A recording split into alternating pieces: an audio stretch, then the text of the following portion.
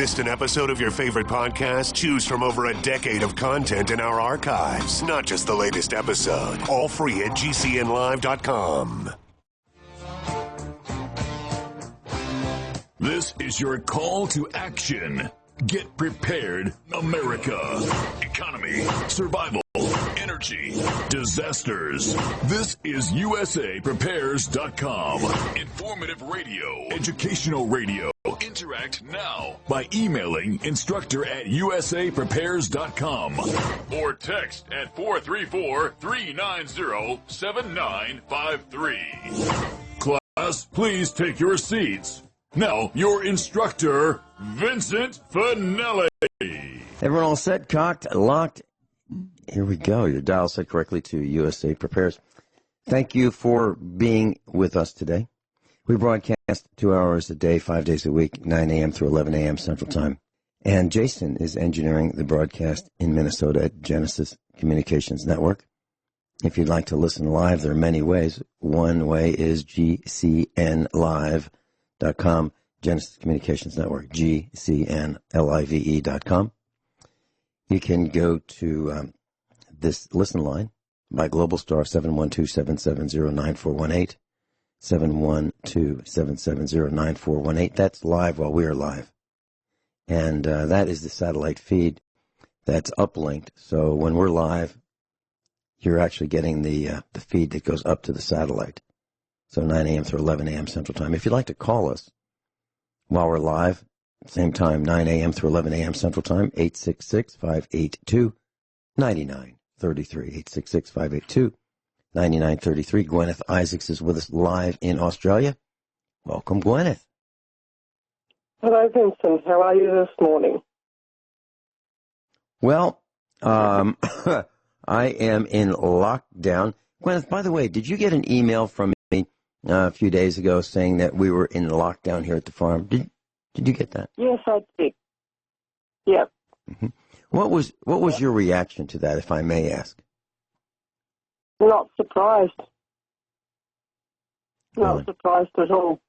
And this coronavirus thing is, I sent you an email earlier. It was quite detailed, but we'll go into the detail of it tonight. But people think this is just a common cold and all the rest of it. We haven't even seen the start of this yet through most of the world, And people, they really don't understand what a Frankenstein this is. It's running rampant. And it seems to be being deliberately spread. And I don't blame you. Actually, I don't blame you at all. If you went into isolation permanently, you'd be perfectly justified in doing so. Mm-hmm. Yeah.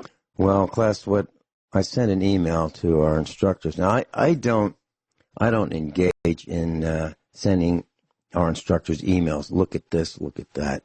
I don't do that. I mean, if there's something that's really, really urgent, yeah, I'll do that. But generally speaking, I do not send emails just because I found, the latest blurb on the news. I don't do that. I figure that our instructors are bright enough to figure that out as well. So I don't do that. But I did send one to instructors who I thought, would be interested in knowing that we are in a lockdown situation at our farm. And here's what I mean by that. I really don't want people just showing up because I don't know where they've been. I don't want deliveries showing up. I don't want the U.S. mail showing up. I'm being serious. So we have made alternative arrangements for the U.S. mail. We still get the mail, but the gal or gals or guys who drive the mail vehicles do not come down our driveway. I don't want tires that have been traveling on other places coming down our driveway and bringing some kind of a biological and infecting our cows and then having the government come and say, you have to kill your cows. If you don't kill your cows, we'll kill them and we'll charge you to kill them. Yeah, I'm not going to let that happen. I'm being very serious, class. So this has happened. There are squads running around China with sticks and they're beating dogs to death because the dogs are running loose. So I want to make sure that people don't deliberately come down our driveway and bring with them whatever they have. I don't want that to happen. So to protect our animals and to protect us, we're in lockdown. People don't need to come see us. There's a telephone. There's the mail. You know, if they need to send us something, they can send it. If they need to talk to us, they can call us. If they don't have our number, that's because we haven't made these arrangements previously. I have the people who need our number already have it. It's as simple as that. I don't do events anymore. I'm not going. I'm not getting on a plane, a bus, a train. I'm not getting in anyone else's car. Literally. Because I think it's that serious. Now, there are people who say, just as you, I'm sure, heard Rush Limbaugh say, or read that he said, and I'm paraphrasing, that this is no more dangerous than a common cold. Let me tell you, I've said this many times. They don't shut down entire countries for a common cold. The entire country of Italy is shut down. Harvard University tells its students, and this is the Boston, CBS local, okay? CBS, mainstream media, headlines. Harvard tells students to move out by Sunday due to coronavirus. Classes moving online. Harvard University is telling its students to move out of their dorms by Sunday, 5 p.m. due to the spread of coronavirus. The school plans to move classes to online starting March 23rd. The goal is to minimize the need to gather in large groups and spend prolonged time in close proximity with each other in spaces such as classrooms, dining halls, residential buildings, etc. That's what the president of Harvard said. Harvard will begin transitioning to a virtual instruction for graduate and undergraduate classes. Graduate and undergraduate. I think that's everything. When I went to school, there was graduate level and undergraduate level. So if you have less than a bachelor's degree, it's undergraduate. If you have a master's degree or higher, it's graduate level. It's simple as that. They're saying, we're not going to teach on campus. Now, what are they going to do with those buildings? I don't know. They're going to keep heating them? I don't know. I don't think they know either. This is that serious, class. Guineith? Well, if I could describe this disease in a word, I would call it, from what I'm seeing and from what I'm hypothesizing as a scientist, okay, I'm not a medical scientist, I'm not a medical doctor, but I am a scientist. And so that trained me to make scientific deduction. I would use the word terrifying. And people might think that I'm overblowing this, but by the end of the broadcast, I think that people might be inclined to agree. Because, you know, we will go into the reasons why I think this is the most terrifying disease that has ever hit humanity in the course of the broadcast, because it's rather complicated from what I'm seeing and what I'm hypothesizing. Okay, and I could be wrong, but if I'm right, this is the most terrifying disease that humanity has ever had to deal with, easily. Okay, and does that make sense, Vincent? Given that what I emailed you earlier, outlining my reasons why. Yes, it does. And just to put an exclamation point on what I was just saying, and Guineith is saying, this is as serious as it gets, and it frustrates me because some people think that this is a distraction. You know, this is to prevent Donald Trump from being reelected, or this is to prevent Jumpin' Joe the plagiarist or Bernie the socialist from being selected. You know, you can look at it either way. We're going to keep Democrats away from the voting opinion polls because of this. We're going to keep Republicans away. The rallies are going to be curtailed. They already have been. So some people think it's to influence the election of the CEO of the United States. Some people think it's the takedown of the stock market. Some people think it's the takedown of the number of people on the planet. And they all may be true. It seems like they all could be true. Now, some people say that China did it. Some people say that we did it. Some people say that Canada did it. Some people say it's man-made. I believe it's man-made. Most of you, I'm sure, believe the same thing. But that's not the point. The point is, we can't fix who did it. I mean, later on, we can go around, bring Lucille with us and you know, have our way. Yeah, we can do that after it's all over. But in the meantime, we have to survive this thing. And that's what we're here to talk about, how to survive it. So what's happening with colleges? Well, Tufts University is going online instead of classroom activities. So is Amherst. So is Emerson. Suffolk University and MIT are all moving classes online. And there are a lot more, and we'll read that list a little bit later. But Guineith, please continue. This is class. If you don't have a strong stomach, you might want to tune out. Because people are tuning out. Yeah. If you feel that you can't handle life, then go and live in your little la-la land. So, you know, but if you, and you'll die there. But if you want to survive, then by all means stay tuned. Because, you know, I hope that what I can say this evening or this, you know, this morning, it's 1 a.m. here, can help. And the reason why I'm saying this, people who are probably my age and older will remember the HIV scare of the 1980s, okay? And they will remember what was said, and they thought you could, initially that you could get it off toilet seats and this and that and the other. But what was really horrifying about HIV was how it operated, okay, more than, you know, what it was. Well, it was something really, really horrifying. In my humble opinion, HIV is a man-made disease as well. I believe that came out of a bioweapons lab too. But what HIV does, and younger people might not have had any education about HIV. It's just these scary 3 letters that are out there that, you know, this disease that homos get and, that, you know, all that sort of stuff, or drug users get. But how it starts is you get the infection and then, you know, maybe 3 days, maybe 6 days, maybe a couple of weeks later, you come down with a really bad cold or flu, and gives you a really, really high fever.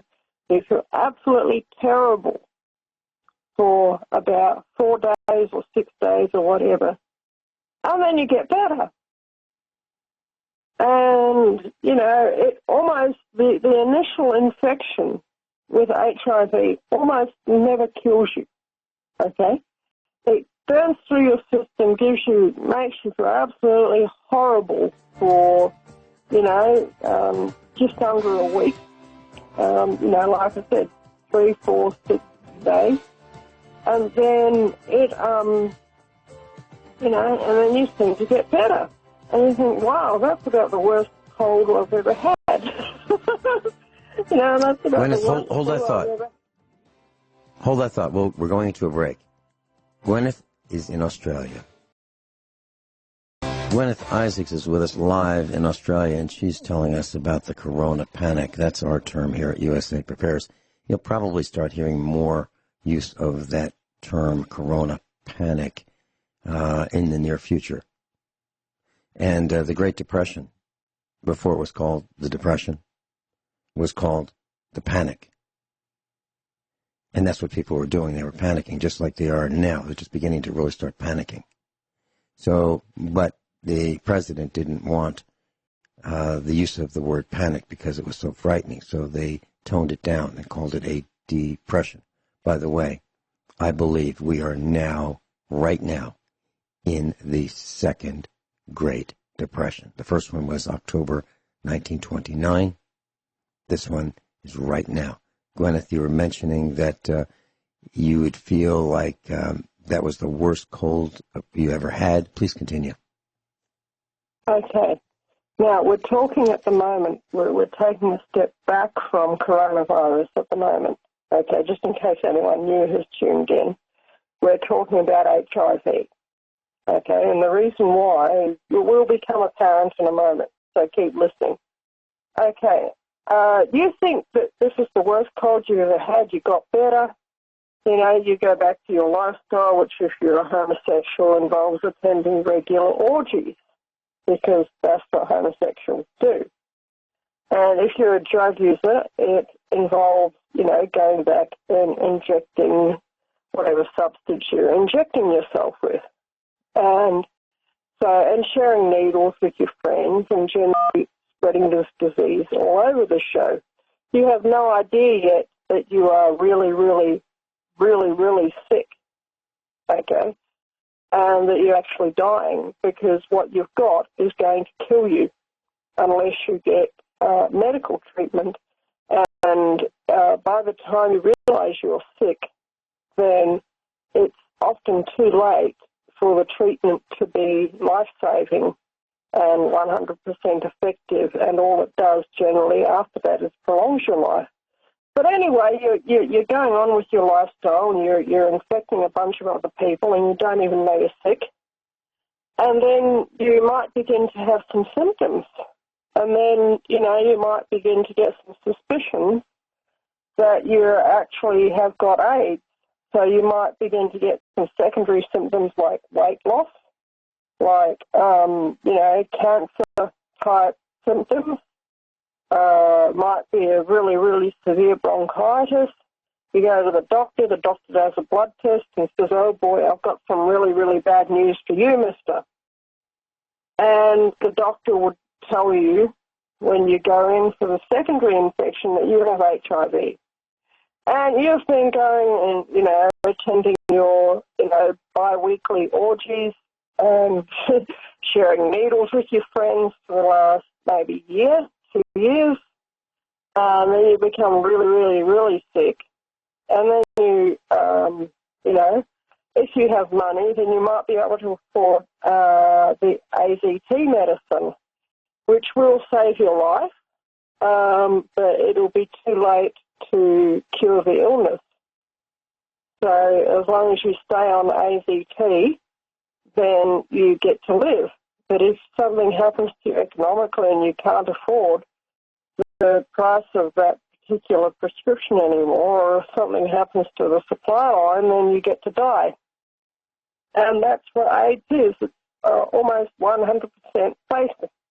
AIDS is the disease, auto-acquired deficiency syndrome, is the disease that's caused by the HIV virus. And what is really, really, really terrifying is that this particular coronavirus has 20% of its genome comes directly from HIV. That's something that's stitched in there. And it's the 20% that involves reproduction of the virus. So Alex Jones calls it it's gonads. Okay, that's what he calls it. He said if this was a person, this would have the HIV set of gonads stitched onto it. That is the delivery system for this virus. And this is what leads me into this hypothesis. I should point out that I have absolutely no evidence other than what is being broadcast across the news media for this hypothesis. It's entirely my own creation. Okay, so Guineith, hold that thought, and tell us when we come back. Guineith, you were telling us about your hypothesis. Please continue. Yes. HIV.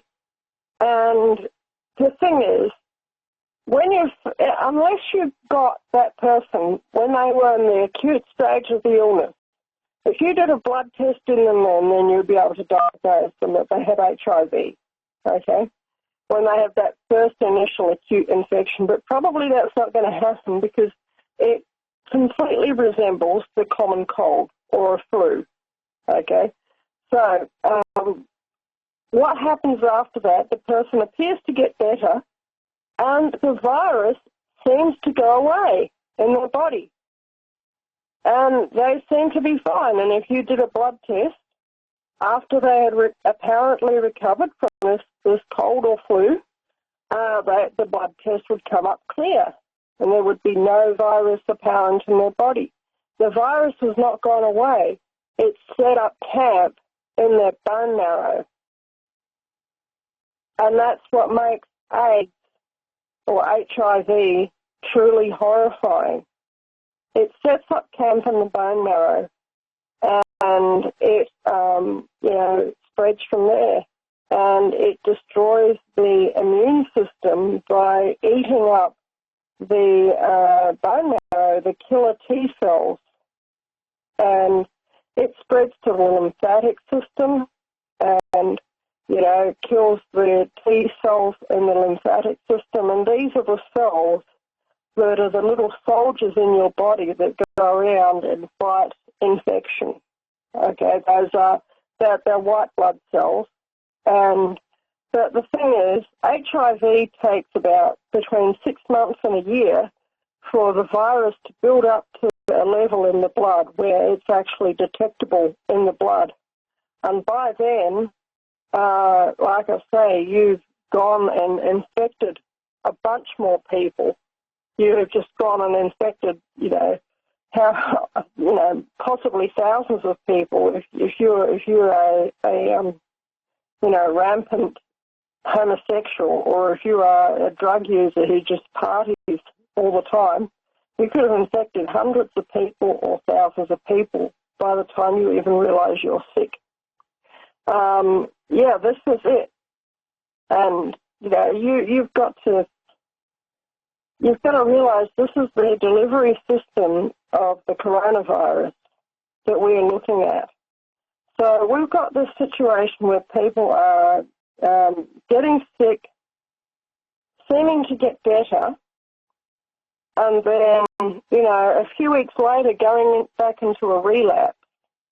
But in that in-between time, they are tested for the coronavirus, and they're coming up clear for the coronavirus. If you tested them when they weren't showing acute symptoms, they would fall on past a coronavirus blood test. And, that is what began to ring alarm bells for me when I heard that. I said, hang on a minute. And I said, I'll bet it's setting up camp. The virus is setting up camp in the bone marrow and in the lymphatic system. And sure enough, it was just a day or two after that a doctor came forward, and I can't remember who it is, but it came out in a YouTube video that there was, test results or autopsy results that the coronavirus had infected the bone marrow of at least some patients. And when I heard that, I was like, uh-oh. And that was when I began to formulate this hypothesis that I'm telling you now, that this is actually, if this hypothesis is correct, then this is actually the normal mode of operation of this virus, that it causes a cold or a flu-like condition, and the person seems to recover, thinks nothing more of it. Meanwhile, the virus has gone into their bone marrow and has set up camp there, and it is going to destroy their immune system. And I dearly hope that I'm wrong, but I don't think I am. I don't have the facilities here to do the research to make that, to be able to evaluate that hypothesis. But, if there's anyone out there who is a medical scientist or a medical doctor who has access to large numbers of coronavirus patients who would like to test this hypothesis, the only way that you could do that would be by doing a biopsy of the bone marrow. Okay, so that is basically drilling a hole into the person's thigh, into their thigh bone, and extracting a small amount of bone marrow and having a look at it. And that if you could do that with several hundred coronavirus patients who have apparently recovered, you would soon learn the truth, either yay or nay, of this hypothesis. Because that's the only way. You can't diagnose AIDS from a blood test unless the person has had the virus for at least 6 to 12 months, because there's not high enough virus levels in the blood. And that could explain why people are recovering and then getting sick, but then the next time they get sicker than they were the first time, which completely fits with the virus going into the bone marrow. And the picture that I got was that this was like a house getting eaten by termites. Okay? And if you could get that picture of that's what the virus does to the bone marrow. It eats it full of holes and systematically destroys it. And if I'm right, over a 5-year period, there will be around about a 100% fatality rate for the coronavirus. And from the official statistics, it seems as if 80 to 90% of the population have no immunity to this virus, and it is spread as easily as any common cold. And like I say, I dearly hope that I'm wrong, but I don't think that I am. Does that make sense, Vincent? It absolutely does.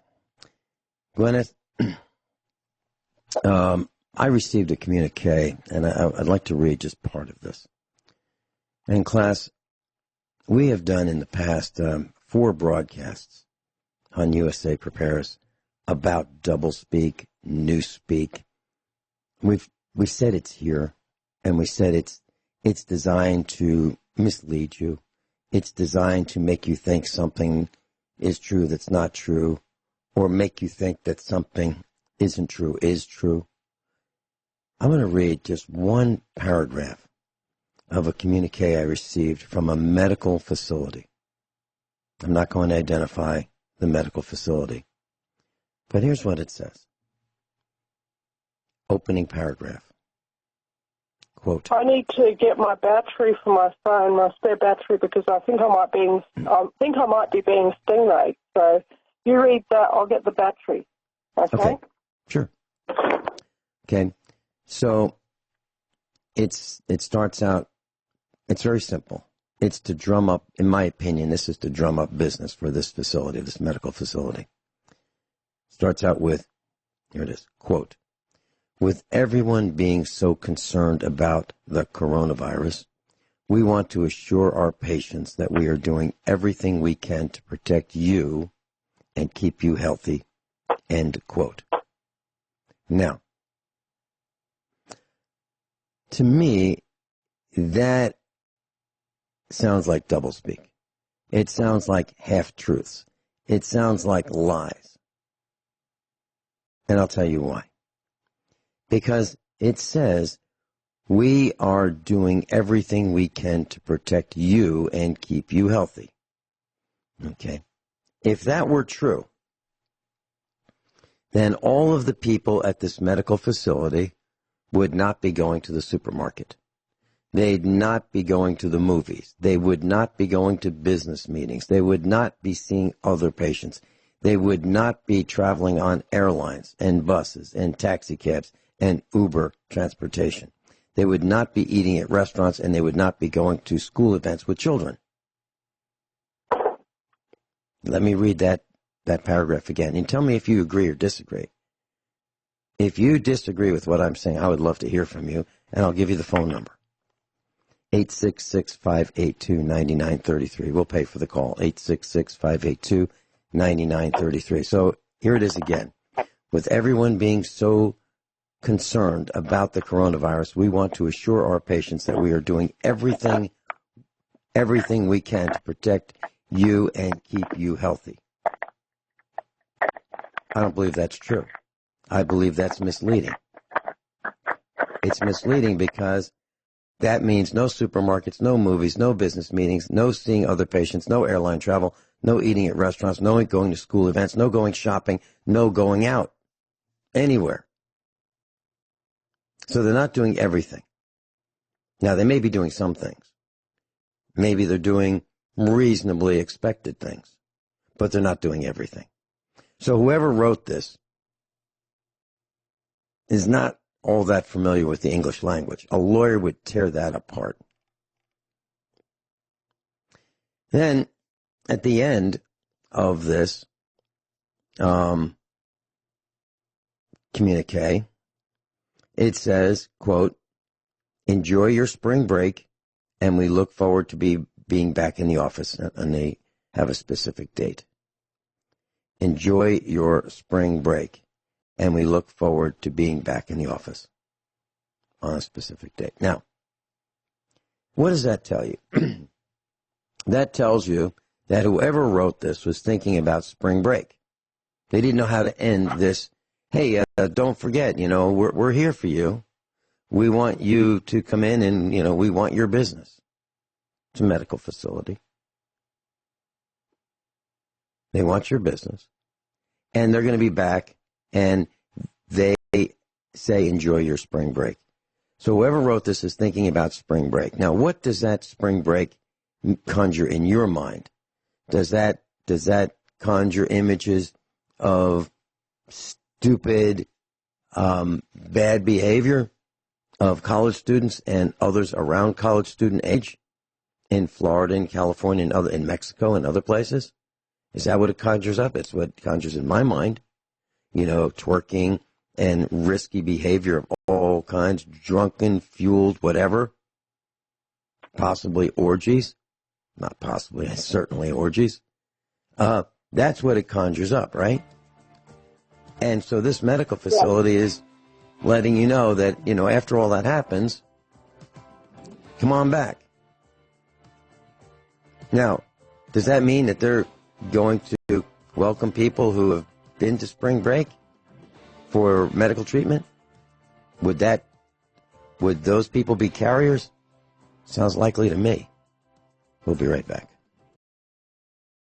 I just want to mention this. Yesterday I was talking about the Dow Jones Industrial Average, and I was watching it, while we were on the air, and it was ticking away, and I'm watching it go down, down, down, and the slope was about 45 degrees, so it was serious down. And it was down about, it was down 500 and change, it was down 700 and change, and it was about 1,000 points down. And I mentioned this on the air, that I was watching it. And then it started up, and it kept losing almost 1,000 points from the high of the morning. Okay? And I mentioned that it was going down and down and down. And each tick of the chart I was looking at was generally lower. And it looked pretty serious to me. And I mentioned that. And it went into negative territory. And the news report at the bottom of the hour, not today, but yesterday, said that the Dow was recovering. And I'm looking at the chart, and there's no recovery in sight. And all of a sudden, right after that was said, the Dow turned around and went up, up, up, over 1,000 points, up. So it recovered, just like the news said. Now, my question is, how exactly am I looking at the Dow live, and how did the news know it was going to recover when it looked like there was no recovery in sight? It surely seems to me like there was a heads up from somewhere, like the plunge protection team saying, y'all hold on, you can report that it's going to go up because we're going to make it go up. That's the way it looked to me. And it recovered about, it went up 1,200 points for the day. But when I was watching it, it was going down, down, down. It was below where it was the day before. It was in negative territory. Right now, today, it's hovering right around, right now it's 1,011 points down, right this second, down 4.04%. That's a leading indicator. Now, I studied finance and economics for 6 years. There's some people who think that I actually passed my tests. They conferred 2 degrees in finance and economics. I have them. I studied at 2 major universities. I have a bachelor's degree, bachelor's of science, in finance and economics. I also have a master's degree in finance and economics. I'm telling you, I don't understand this. None of this makes sense. Unless this is just like 1929, the first Great Depression. Because to me, we are now in, and have been for a while, the second Great Depression. And here's one way of looking at it. Right now, you can buy gasoline in Springfield, Missouri for $1.83. I'm serious. $1.83. The average gasoline tax in the United States, state and federal tax, is 53 cents a gallon. That means that gasoline is about $1.30 per gallon without tax. And it is. The wholesale price for gasoline right now at the New York Harbor is $1.09. $1.09 per gallon. I'm not kidding. Diesel is $1.27 per gallon. Now you can add to that the retailer's markup, and you can add to the add that tax in, which is average gasoline tax is 53 cents a gallon across the United States. It varies by state. Diesel tax averages 60 cents per gallon. The price at the pump in Springfield, Missouri for a regular is $1.83. It's lower in other places. It's higher in other places. I just wanted to share with you, if you don't think that we are in really, really serious economic times, we really are. And a lot of this has to do with the coronavirus. So buckle your seatbelts. We're in for an extremely rough ride, in my opinion, and I suggest you get all the supplies that you need right now. And I got to tell you, I've made a few phone calls, and I don't get it. I have called family members. I can't get them off dead center. I'm not kidding. I called family members that I haven't talked to in years. Not only are they not interested in talking with me, they're not interested in preparing, and they're on the East Coast. This is beyond nuts to me. Beyond nuts. So I figured, you know what? I just need to trim some more fat. And I can't believe I'm saying this, but I'm not going to waste time talking to family members who are not willing to pay attention. Why should I? Why should I? They're too heavy to carry. I'm embarrassed to say this, but that's the truth. And it's not just me. I've talked to other instructors. They can't get their family to pay attention either. Class, you are the ones who have the best chance of survival. The best chance, because you're paying attention. And I hope we all make it. Hour number 2 of USA Prepares. Guineith Isaacs is with us live in Australia. Guineith, I mentioned that Harvard University is one of the university's closing in-person classes. And Harvard told its students not to return from spring break, to move out. Well, here's a list of classes. This is going to be shocking class. Absolutely shocking.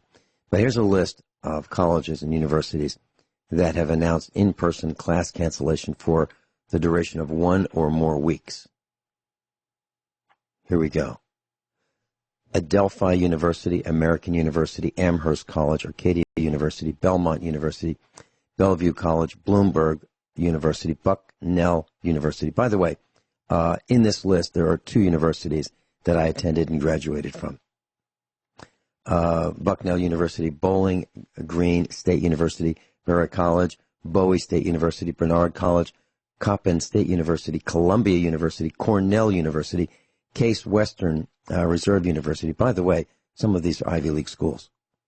Cascadia College, Duke University, Frostburg State University, Fordham University, Grinnell College, Indiana University, John Carroll University, Kent State University, Middlebury College, Massachusetts Institute of Technology, also known as MIT, Midland University, Monmouth University, Manhattan College, Malloy College, Morgan State University, Miami University, New York University, New Jersey Institute of Technology, New York Institute of Technology, Otterburn University, Ohio University, Ohio State University, Palo Alto University, Purdue University, Princeton University, Pacific Lutheran University, Rowan University, Rutgers University, Rensselaer Polytechnic Institute, Sarah Lawrence College, Seattle University, Stony Brook University, San Francisco State University, San Jose State University, Stanford University, Salisbury University, Smith College, Seton Hall University, Stevens Institute of Technology, Skidmore College, Syracuse University, University of Akron, University of Baltimore, University of Cincinnati, University of New Haven,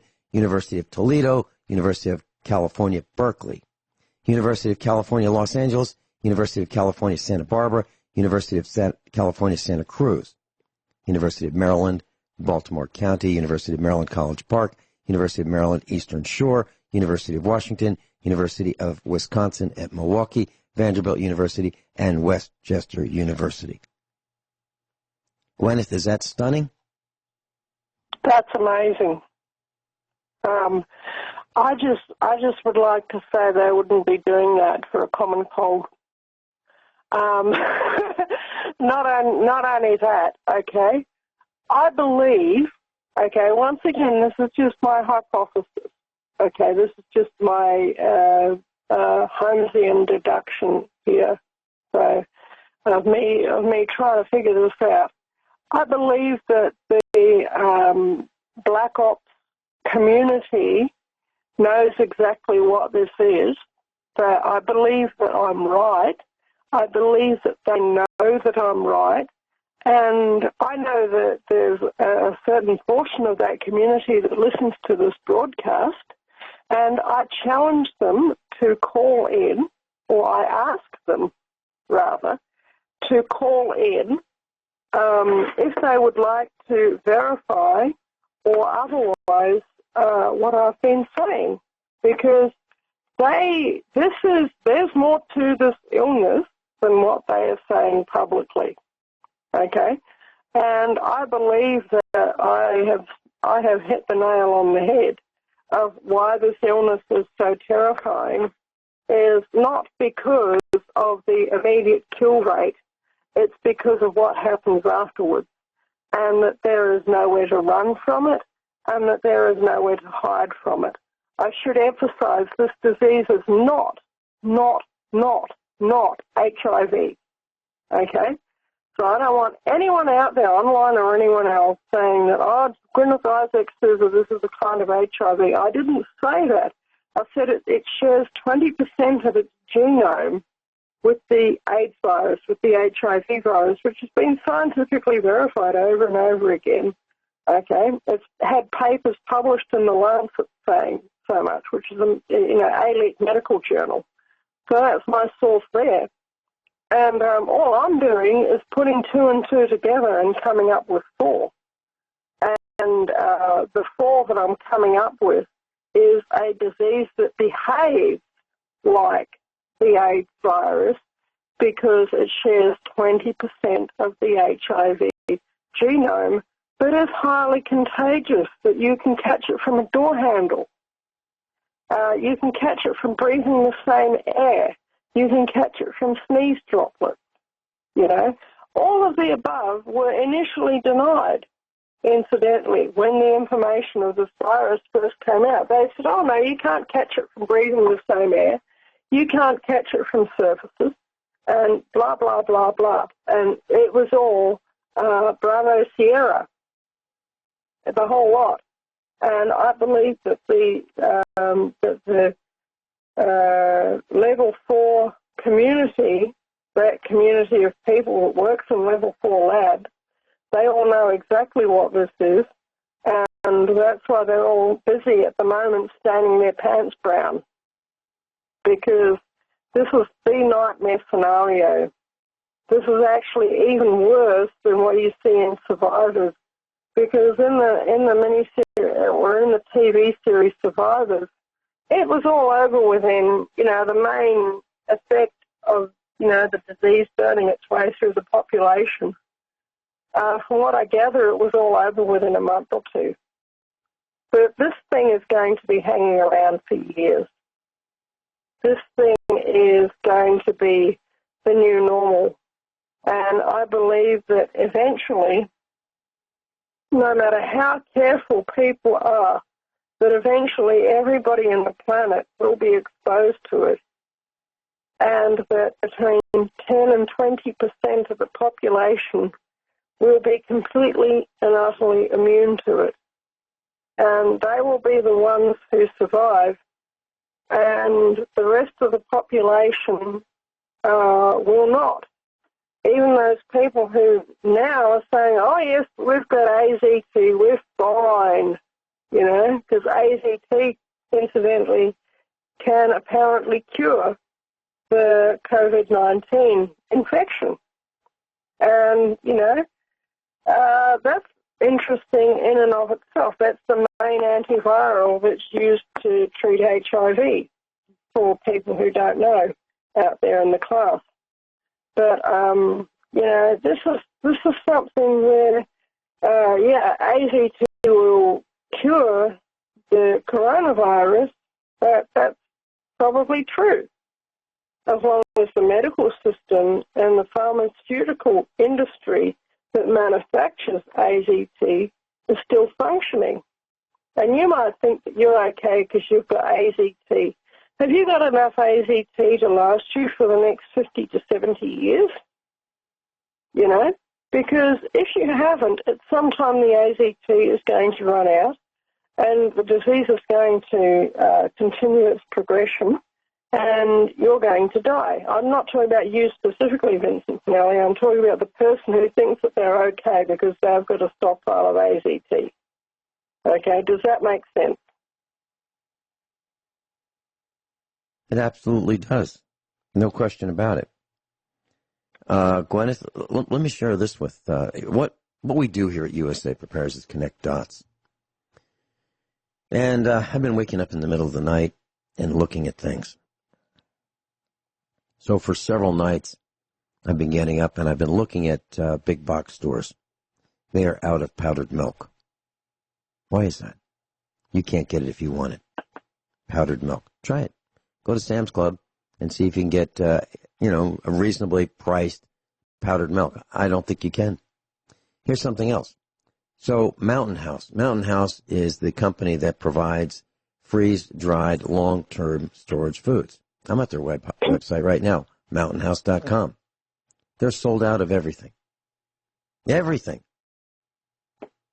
They provide it to the government. They provide it to the military. Those guys are willing to spend, whatever it takes to get it. They don't care about what it costs because we're paying for it through inflation and taxes. But we can't get it because it's not available. I'm not kidding. Go to mountainhouse.com, class. See for yourself. Sold out, sold out, sold out, sold out, sold out, sold out, sold out.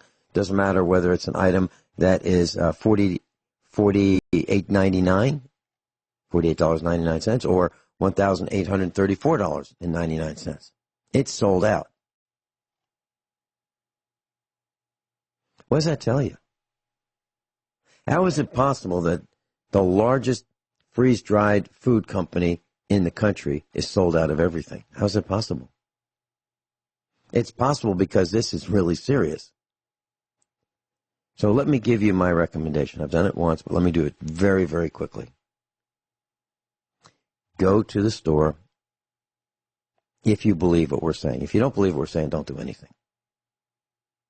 But if you believe what we're saying is true, and do your own research, and don't blame us if it turns out that we've had a few missteps. But we don't believe we're making missteps at all. Cans of beans. Those 14.5 ounce, typical 15 ounce size. The kind that you open with a can opener, those. If you eat a can of beans and a can of baked beans, a can of green beans, and a can of corn for each meal. 1 can for breakfast, 1 can for lunch, 1 can for dinner. That's 3 cans a day. If there are 4 people in your house, that's a case a day. 4 people times 3 meals. That's 12. It's a case of 12 cans a day. It's 7 cases a week. Think about that. Whatever you think is plenty is a drop in the bucket. Do the arithmetic for yourself. And get on the stick, please. So that we'll see you at the end of this dark experience that we're all going to go through. This isn't going to be fun for anybody. Except maybe those guys who are watching from up high, the wealthy. They're watching us all suffer. But believe it, when this is over, Lucille's coming out. There's going to be a whole bunch of Lucille's. And they're going to be blood red. Because people are going to be really furious about all the loved ones that they lost based on this man-made cataclysm. The world runs on bearings. There are bearings that run the generators that provide hydroelectric power. There are turbines that have bearings for gas-powered, steam-powered electric generation. There is no electricity without bearings, none, whether it's nuclear, gas, coal, wood, compost gas, doesn't matter what it is. Their electricity is manufactured with movement, a generator. They all have bearings. The bearings come from China. We're in a lot of trouble, an enormous amount of trouble. And those of your neighbors who are watching ball games on television, going to ball games, they're not going to be much help to you. You need to protect your family, and you need to do it right now. Actually, right now is really kind of late. Plus, I just want to let you know, it looks like this Friday, it's just going to be me, and I'll be talking about tips that are in my book, my unfinished, unpublished, and unavailable for purchase book that I've been writing for, to pass on to my family. I may publish it, but it doesn't look like. No, I don't have any really plans to publish it. I've been asked to publish it. People said they want to get it. It's kind of an interesting, at least to me, interesting book. But it's just my notes right now. So that's Friday. Guineith, have I said anything that you think is exaggerating, fear-mongering, inciting panic? Have I said things that would be, that you, professionally and personally, would consider insightful, meaning negatively insightful? Or do you think that these are just warnings that we have been, or I've been saying for weeks and weeks now about the coronavirus and how to get prepared? What are your thoughts? I think that these are just warnings. Like I say, anything that I'm saying at the moment is just scientific hypothesis. That's where science begins. I need somebody who has the resources, who has the knowledge, the laboratory and such like, to be able to go and do these tests on coronavirus patients, to go and do biopsies of their bone marrow of apparently recovered coronavirus victims, to see if they have disease reservoirs in their bone marrow and what proportion of coronavirus patients have disease reservoirs in their bone marrow. Because we already know that some of them do. Okay, that has come out in the scientific research.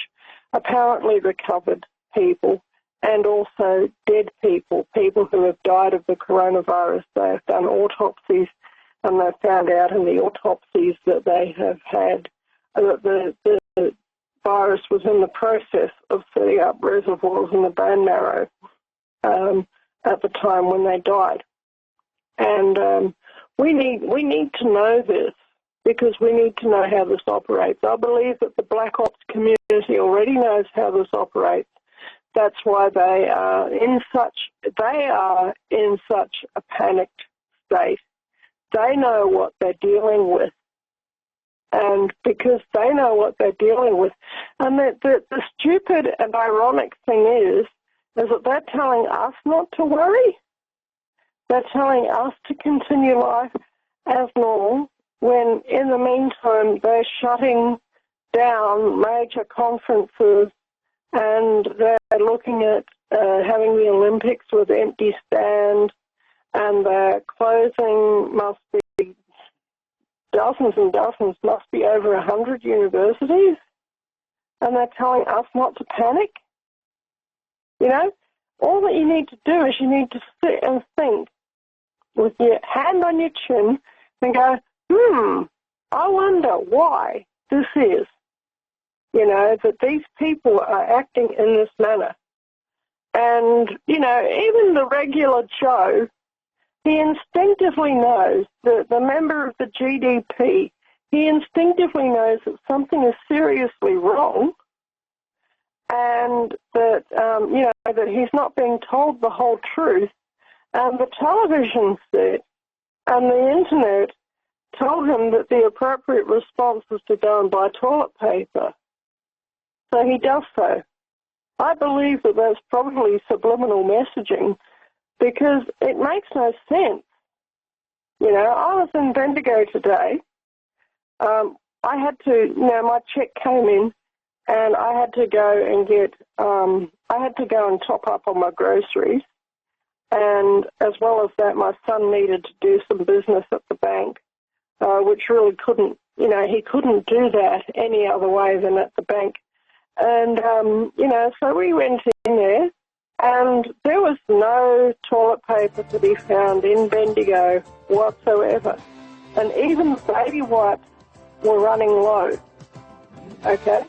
So what was not running low was things like wheat bix, things like beans, rice was okay. I bought 5 bags of milk powder. All these things were still available. That's great that you got it. All right, we'll be right back. Guineith Isaacs is with us live in Australia. George in New Hampshire, welcome. Hi, Vincent. Hi, Guineith. Hey. I'm glad to see, Guineith, you survived the fires in Australia, only to be now we're being beset by the pandemics. But I just wanted to say a couple of things.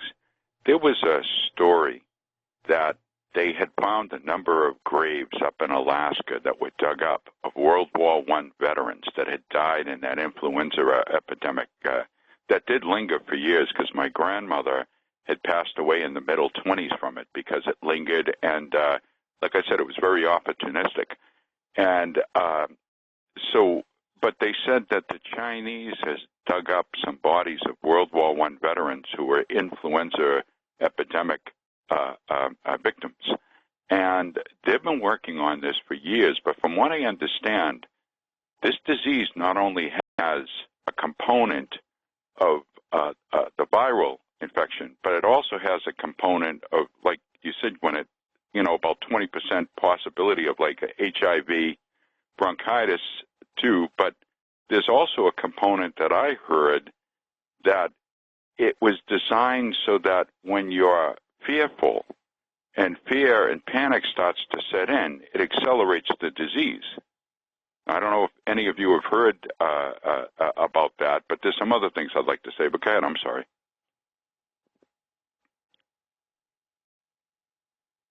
Guineith, do you have a comment? Yeah. Guineith, do you have a comment? Oh, yeah. Well, fear weakens the immune system. I don't think that there's any doctor on earth that would, you know, dispute that. So I'm not frightened of this virus because, you know, for one thing, I'm on Jesus' team.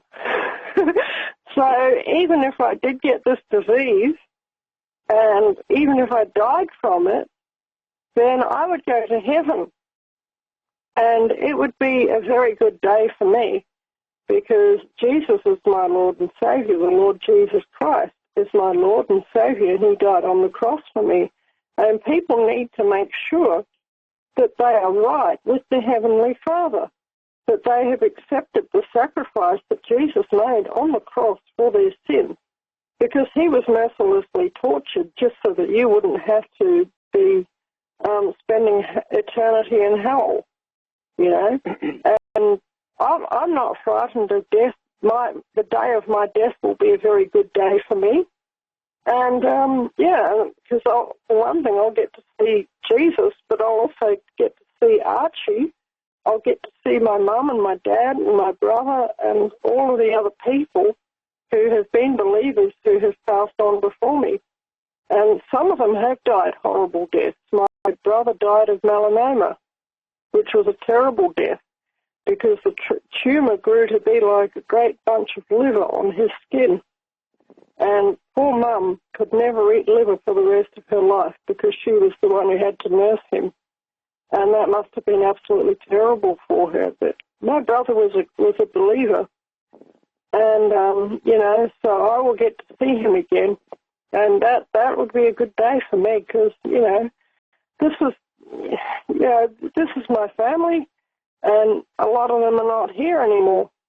But if you're not a believer, you'd better be frightened because this thing is out there, and it's not going to avoid you.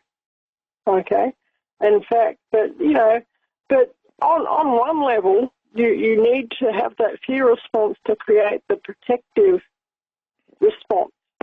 Okay, but on another level, you can't let the fear get to you.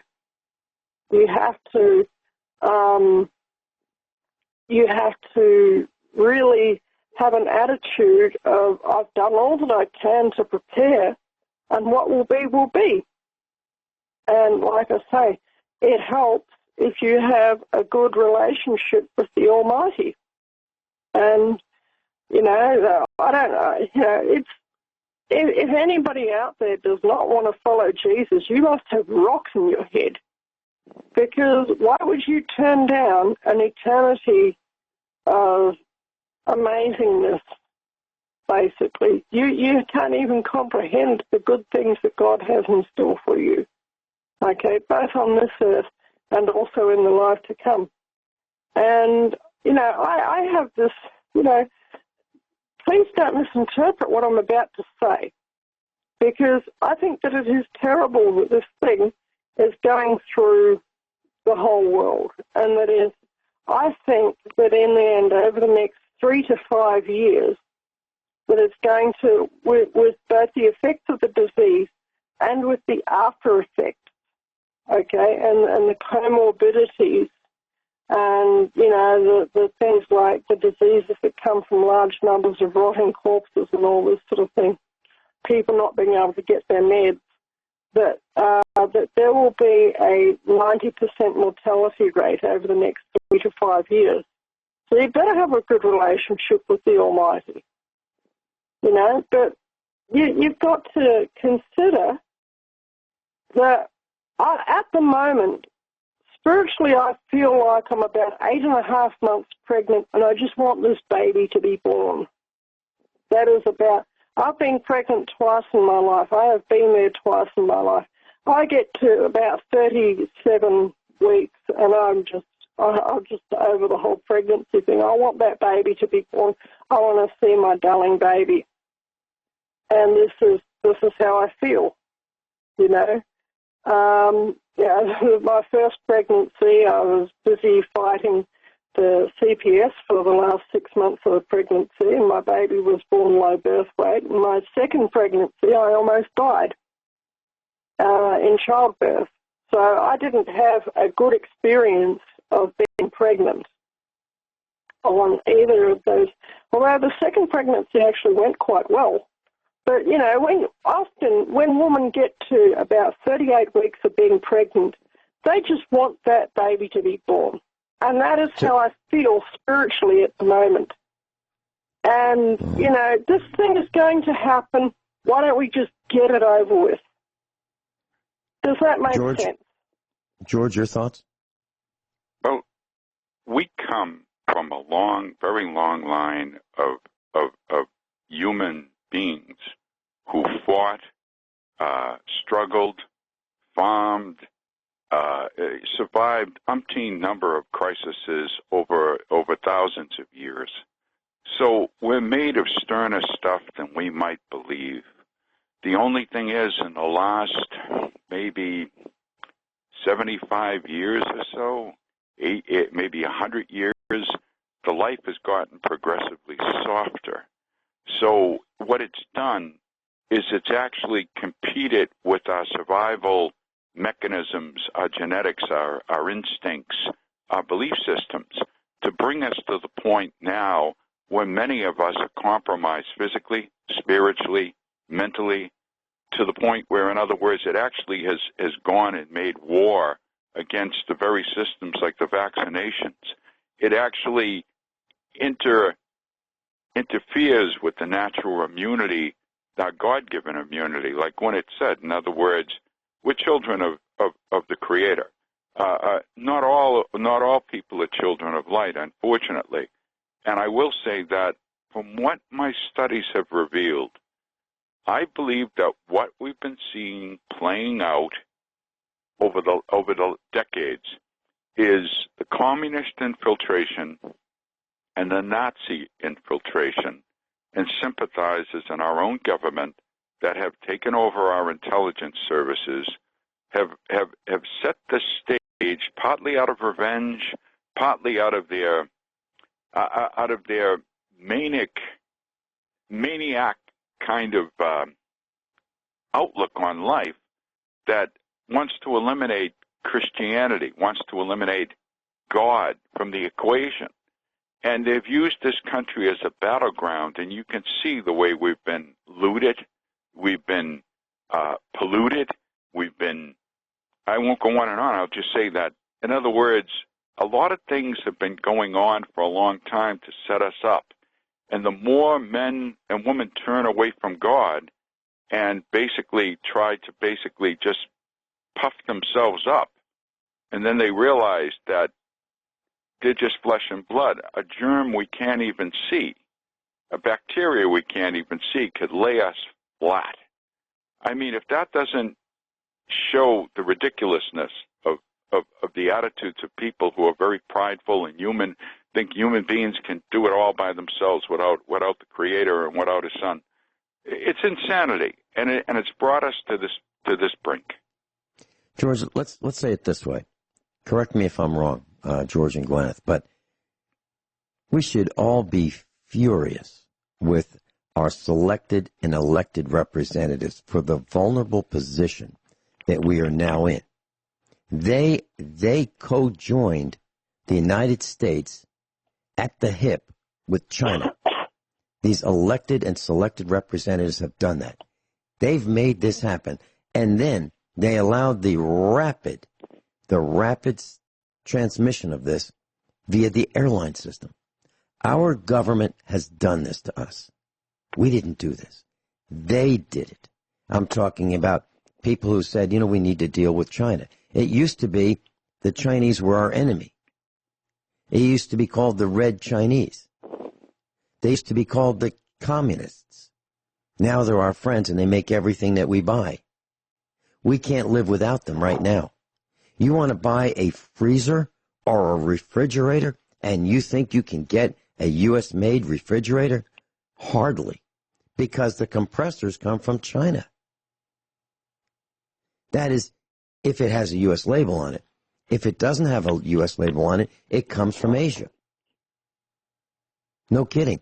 Just go to the big box store and look at the refrigerators and see if they have names like LG and Samsung. And then if you look really hard, you might find one that says Whirlpool. Seriously. That's where we are. They have the government has done this to us. And we should all be livid. Absolutely livid. Let me just share this with you, class. Walmart. There is a Walmart employee who has tested positively for the coronavirus in Kentucky. Now think about this. Does that employee have his own or her own restroom? No. They use the same restrooms that the customers use. Does that employee use the break room with all the other employees? Absolutely. So here we have an infected Walmart employee who uses the restroom that the customers use, who uses the breaks that the other employees use, who has probably infected at least 1,000 other customers in one day. Tell me I'm wrong. Any quick comments, George? We've got Peter in Arizona on hold. Right. One thing is, be careful of filter masks coming out of Thailand. From what I understand, they're substituting used ones. There's one other thing I just want to say quick on the other side of the break. Is that all right? Sure. Guineith is in Australia, George is in New Hampshire, and Peter's in Arizona. Peter's on hold. George, quickly, please. Okay, sure. I was going to say there's a product called Nido, Nido. It's a Swiss company out of Mexico City that makes a whole milk, powdered milk. Now, if you go to some of the Hispanic grocery stores, you probably could still get it. You could probably get a 1.5-pound container, and it tastes better than the average stuff you get on the American shelves there for powdered milk. But I'm going to say this, too. This is a very soft life today. Guineith, you're on a farm. You burn up a lot of calories. Vincent, you're on a farm. You burn up a lot of calories. But for many of us, we have a very soft life, so that rationing or setting certain proper proportions of food is not out of line. And remember, there's other people out there, too, who are going to need this for their family, so don't buy every single can that's on the shelf. You know what I mean? Or as I've seen, I'll end up with this. I've seen it where, like the bottles of alcohol, they'll take 20 bottles, and so that they feel in their mind that they haven't grabbed it all, and somehow they feel a little bit better about themselves, they'll leave one container on the shelf all by itself. I'm sorry, but the idea is, look, good old American know-how, and just look back on World War II when they went through wars, and they had this is a war. We'll get through it if we stick together, we work together, and we don't let selfishness or fear, or as Roosevelt said, one of the few good things I think he said was, all we have to fear is fear itself. And I'll sign off George, with that. God bless both of you. Take care. Thank you, George. Bye-bye. God bless you. Peter in Arizona, welcome. Hey, thanks for having me, Mint. I appreciate it. I have a question for you. You know, I scheduled this evening to fly out from Phoenix to L.A. and then get out to a family reunion up in Big Sur in the central coast of California. And I'm just, for all the obvious reasons, really concerned about what's going on, and I don't really know what to do. I'm in a quandary because it's a big family reunion, and everybody who's going obviously lives in California. I'm the only person who's having to fly, so I'm just second-guessing everything, and so I just wanted to kind of run that by you and what you thought. Well, I've talked with one of our instructors who's planning on doing something similar, which is a wedding, and the husband is in the wedding party. And I said, if it were me, I would say, hey, thanks so much. I really appreciate, being invited, but I'm not going. Have a nice time. That's how I feel about it, because here's what you don't know. All those people who are in California who you'll be with, you don't know who they have been with and who they have been with, 3 or 4 levels out. So just the plane is part of the problem. The food is another part of the problem. All the people who have been with other people, that's another part of the problem. It's huge. It's huge. And in Italy, right now, Italy's locked down. The government of Italy has suspended mortgage payments. Why? Because businesses are failing. People are not going out. They can't pay their mortgages. There's going to be fighting in the streets if people are thrown out of their houses because they can't go to work because of this coronavirus. I'm not taking any risks whatsoever. I don't want to tell you what to do. I won't tell you what to do. But it sounds like you've thought long and hard about this. Yeah, You can drive. You're in Arizona, right? Yeah, I'm in Arizona. I could drive. Yeah, you can drive. I would consider that. I would not allow I would not allow myself to be trapped on an airplane with people I don't know. I don't know them. I don't know who I'd be sitting next to. You know, the coronavirus, aerosolized, it travels 14 feet. Now it lodges in the air conditioning system. Air in the airplanes is recycled about 11 times. So you get 11 chances to breathe it before it's exhausted out of the plane. Mm-hmm. It sounds to me like you're going to be breathing it no matter what, whether the guy that has it is in first class or in the back of the bus. It doesn't matter. You're going to be breathing it. Yeah. And that's what I said today about that medical business that said, you know, we're doing everything possible. That's an absolute lie. They're not doing everything possible because I know they're flying around. I know they have employees that are on airplanes. They're not doing everything possible. Would you want to go to a doctor who's going to be, you know, doing something that causes blood to be exposed, your blood, if they've been in an airplane? Would you want that? No, absolutely not. Me. I don't, Peter, I can't tell you what to do. You have to make that decision. But I talked to one of our instructors who was going to hop on a plane. And I wanted to say, I did say, are you serious? Are you serious? Right. Yeah. Well, thanks, Miss. I appreciate your help, and thanks so much. God bless you. I would say go with your gut. Yeah. Because when you go with your gut's basically just about never wrong. And if you have apprehension about getting on that plane, do not get on that plane. Listen to your gut. Right. Right. Okay. Thank you so much. I appreciate it. Peter, thank you for being part of our class. Yeah, appreciate it. God bless you. God bless you. Peter sounds like a nice guy. God bless you. Yeah. Guineith, it's as frightening as it could possibly be, and it's going to get worse. It's absolutely going to get worse. Guineith, see you next week.